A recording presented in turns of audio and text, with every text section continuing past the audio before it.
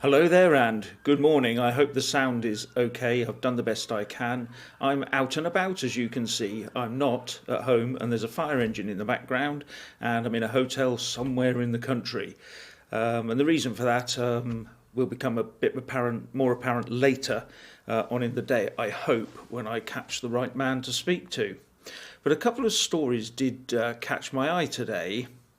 And one of them is that the man who says he needs no lessons in parliamentary procedure had to apologise for breaking parliamentary rules.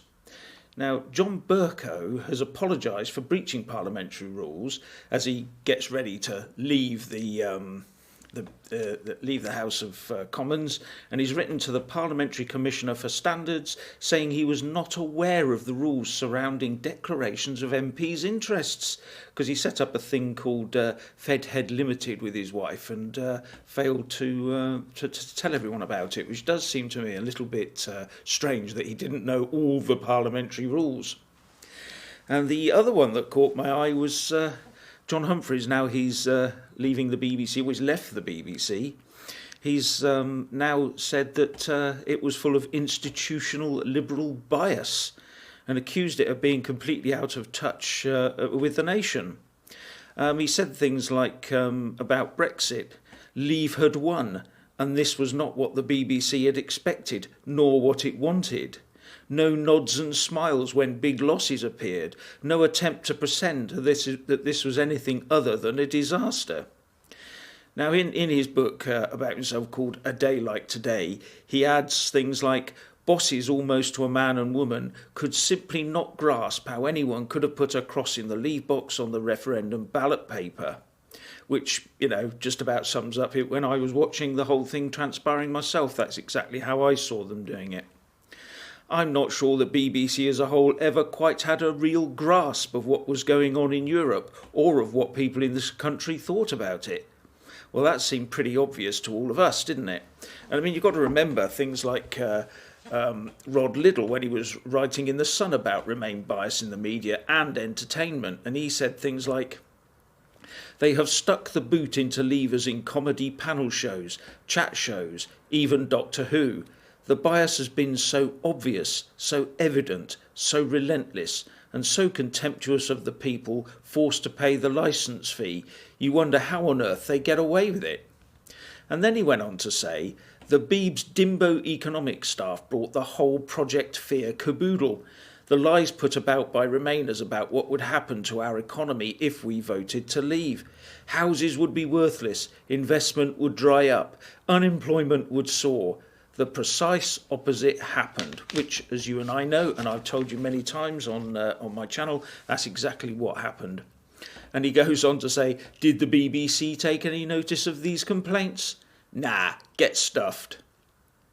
And then there's the Brexit Party MEP, Lucy Harris, who was writing in the Telegraph earlier on in the month saying, but it was only when I moved into the public eye that I began to understand how our broadcasters can skew the Brexit debate in subtle and not so subtle ways.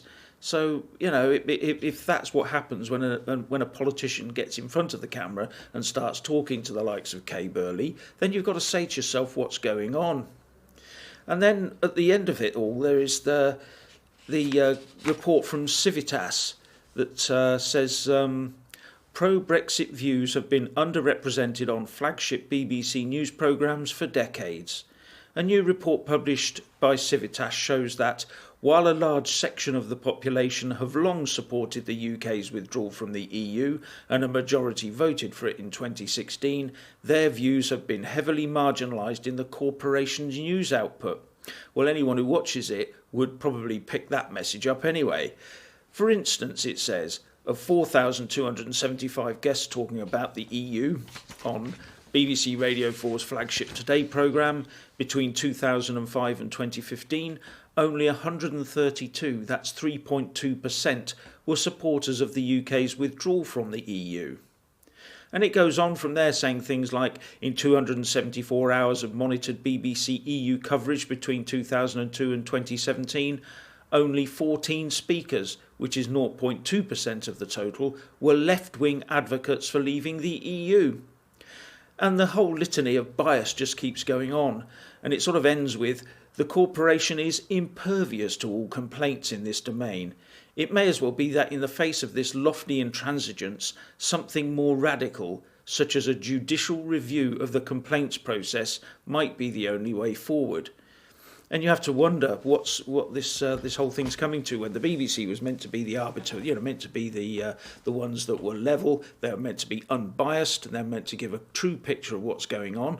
But every time you see the BBC programmes such as Politics Today, Question Time, don't get me on Question Time, but on Question Time, you see the same old things going on all the time.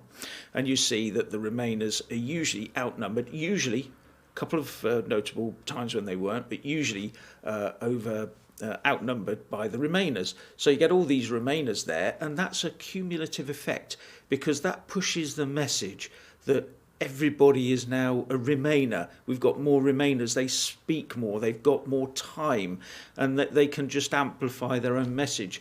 And that's the wrong way to do it. Everything should be much better controlled on a neutral basis. And the BBC, as Civitas reports and others sort of points out, is the BBC has this stonewalling idea. You just don't take complaints, or you just dismiss them because our editors are wonderful and they do everything very, very neutrally, and they're not biased. They go through the proper training and all this sort of thing. But if you get situations like Question Time where there are so many obvious imbalances, then you do have to question that, and you do have to wonder how we're going to redress this. And as Lucy said in one of her pieces, or that piece that I talked about, if I can find it now because I'm a bit unprepared because I'm out and about, she said basically that rebuilding faith in politics will not only require a clear out of this rotten parliament, which believes it is above democracy, but a shake-up of our broadcast media need to be more representative of majority opinion. And that's absolutely right. The broadcast media, especially if we're paying for it out of our taxes, out of our pocket, and we've got no choice, then surely, then we should have a proper, unbiased media that represents everybody and not just a few or a minority interest, just because that's how the corporation itself, or the people that are employed there, or the people that are appointed at the top believe that's how it should go on. Anyway, that's enough from me this morning, but I'm hoping to bring you something a little bit special later on today, and I'll see you then. Thanks very much for watching.